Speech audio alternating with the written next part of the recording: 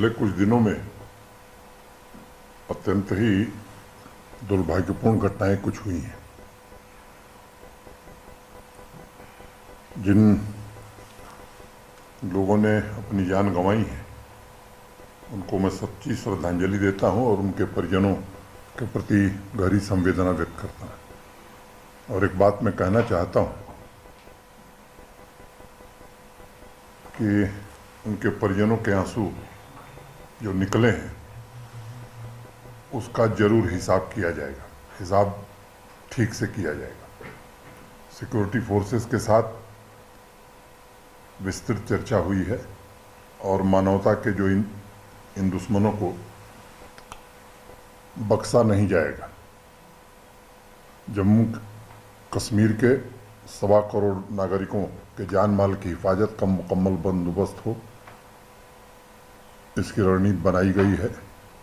पिछले 2 वर्षों में जिस रास्ते पर जम्मू कश्मीर अमन के रास्ते पर, शांति के रास्ते पर, विकास के रास्ते पर चल रहा था, और ख़ास तौर से अगर आप पिछले 3-4 महीनों को देखें तो जो आंकड़े उपलब्ध हैं हमारे पास, जुलाई में 10.5 लाख टूरिस्ट आया है, अगस्त में 11,28,000 टूरिस्ट आया है, और सितंबर में आंकड़ा 12.25 करोड़ के ऊपर, 12.25 लाख के ऊपर हो गया है।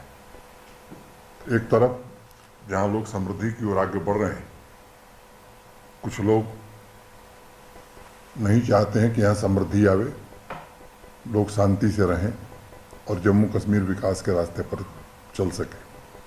आतंकवाद के सरगना जो यहाँ हैं या उस पार बैठे हैं, मैं कहना चाहता हूँ कि security forces, Jammu Kashmir police और पैरामिलिट्री फोर्सेस ये पूरी तरह चौकस रहेंगी।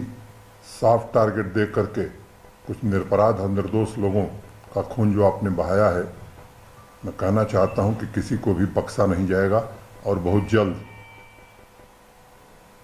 हिसाब चुकता किया जाएगा।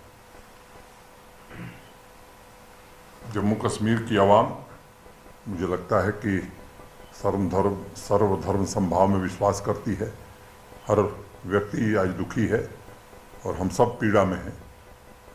जिस तरह के लोगों को निशाना बनाया गया है, एक सामान्य व्यक्ति जो 90 के दशक में भी यहाँ से नहीं गया, वो लोग जो बच्चों का भविष्य बनाते हैं, निरपराध, और पराकाष्ठा ये है कि महिलाओं तक को भी नहीं बख्शा गया।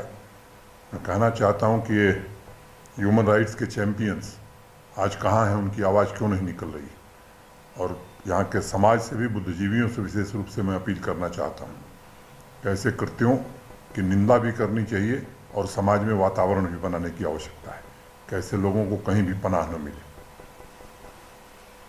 सर, आपने कुछ दिन पहले जो कहा जा रहा था पुलिस और सुरक्षा एजेंसियों की तरफ से कहा गया था कि इस तरह के इंटेलिजेंस इनपुट्स हैं जहां पर टारगेटेड किलिंग हो सकती है, माइनॉरिटीज़ को निशाना बनाया जा सकता है, तो उसके बावजूद भी जिस तरह से 3 दिन के भीतर 5 निर्दोष लोगों की हत्या हुई है, क्या ये इनपुट था और कहाँ पर चूक हो गई, और अगर चूक हुई है उसका निपटारा सरकार कैसे कर रही है? मोटे तौर पर मुझे लगता है कि घटना हुई है तो निश्चित रूप से जिम्मेदारी हमारी है, हम उसको स्वीकार करते हैं।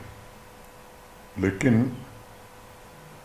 कोई स्पेसिफिक इस तरह का इनपुट नहीं था। हाँ, मुझे ऐसा लग रहा है कि उस पार बैठे लोगों को यहाँ जो आतंकवाद बढ़ाना चाहते हैं, उनको जब ये सूचना मिलती है कि टूरिस्ट इन्फ्लक्स बढ़ रहा है, उनको जब ये सूचना मिलती है कि नहीं इंडस्ट्रियल इन्वेस्टमेंट यहाँ आने वाला है, तो निश्चित रूप से उसमें व्यवधान पैदा करने की एक सोची समझी साजिश है, और इस साजिश को नस्तनाबूद करना होगा। इस पूरे इकोसिस्टम को ही समाप्त करने का हर पुरजोर प्रयास किया जाएगा।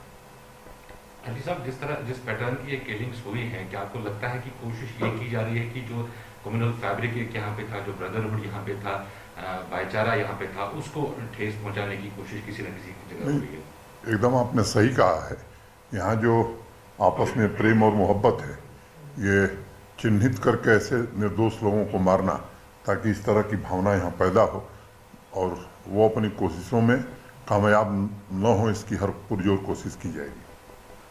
सर, आम तो लोगों की तरफ से जो बातें पूछी जा रही हैं ज़मीन पर बाहर के इलाकों में, इसमें कोई शक नहीं कि टूरिज्म रिवाइव हुआ है, हम लोगों को देखा, अपनी आंखों से रिपोर्ट भी थोड़ी सी जो है सेंस ऑफ सिक्योरिटी लोगों में है, उसमें भी शक नहीं है।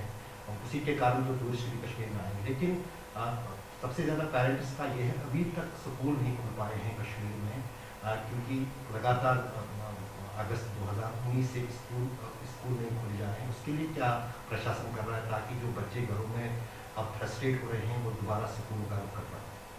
मैंने एक दिन और भी इस पर चर्चा किया था, एक मैं दूसरे मुद्दे पर बात कर रहा हूँ, लेकिन आपने प्रश्न पूछ दिया है इसलिए मैं उसका उत्तर देता हूँ। मैंने पीछे भी किसी दिन कहा था 10th और 12th की क्लासेस चल रहे हैं और मोटे तौर पर 94% वैक्सीनेशन हमारा 18 के ऊपर हो गया है। तो हम कोशिश करने जा रहे हैं और कोशिश कर रहे हैं कि वैक्सीनेशन का काम हम पूरी तरह से समाप्त कर लें, कम से कम एक डोज 100%। उसके बाद बच्चे हमें स्कूल में पढ़ें और अच्छी शिक्षा मिले, इसका प्रबंध करेंगे। सर, क्या सिक्योरिटी सिचुएशन को लेके रिव्यू मीटिंग्स हुई हैं, क्योंकि जिस तरह से सिविलियन किलिंग्स पे वो बढ़ रही हैं? नहीं, कल मैंने खुद भी रिव्यू किया था और मैं कहना चाहता हूं कि तैयारियां हमारी पूरी हैं और सुरक्षा एजेंसियों को पूरी आज़ादी दी गई है कि कोई परहेज करने की ज़रूरत नहीं है। ऐसे लोगों के खिलाफ जितनी सख्त कार्रवाई करनी है वो तुरंत की जानी चाहिए। सर, जो मिलिटेंसी का एक नया ट्रेंड देखने को मिला है अब, जो जिसे पार्ट टाइम मिलिटेंट पुलिस कहती है, जो व्यक्ति दिखता नहीं है मिलिटेंट पुलिस स्क्वाड में, होता नहीं, कार्रवाई करके चला जाता है, तो ये मॉड्यूल जो है इसको बस करने के लिए कोई नई रणनीति, कोई पॉलिसी? अब ये रणनीति मीडिया में चर्चा नहीं की जा सकती है, लेकिन संभावित खतरों से हम पूरी तरह से हमारे ध्यान में है, प्रशासन के ध्यान में है, फोर्सेस के ध्यान में है और उस अनुरूप रणनीति बनाई जा रही है कि इस तरह की घटना अब आगे न हो। और जिन लोगों ने घटना की है, मैं समझता हूँ कि जल्द ही वो हम आप सबके सामने होंगे और परिणाम आप देखेंगे। Thank you.